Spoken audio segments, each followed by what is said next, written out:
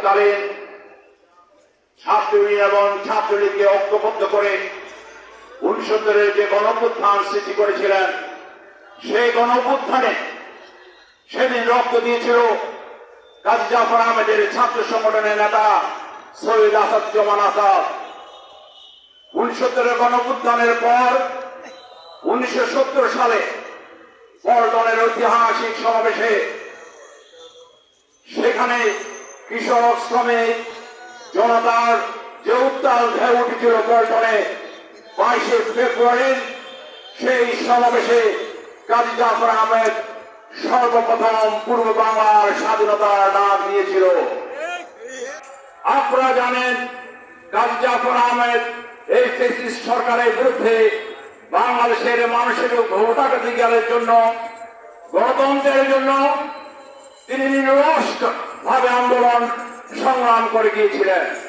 সরকারের পতন থেকে 2013 সালে গণভবনে এরশাদ সাহেবকে এবং কাজী জাফর আহমেদকে আমন্ত্রণ করেছিলেন।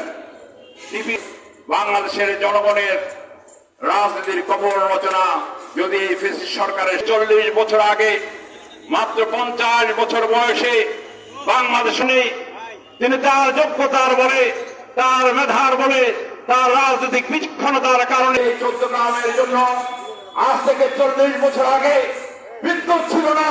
কাজী জাফর আহমেদ 14 গ্রামে বিদ্যুৎ এনেছিলেন।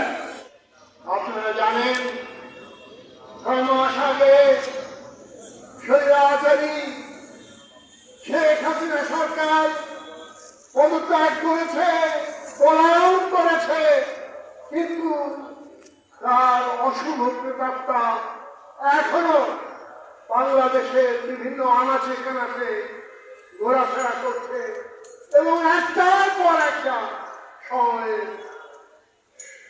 বিভিন্ন রকম ষড়যন্ত্রে কিন্তু গত 48 ঘন্টায় সারা বাংলাদেশের বিভিন্ন অঞ্চলে অংশীদের বিরুদ্ধে জনতার যে রুদ্ররোষ,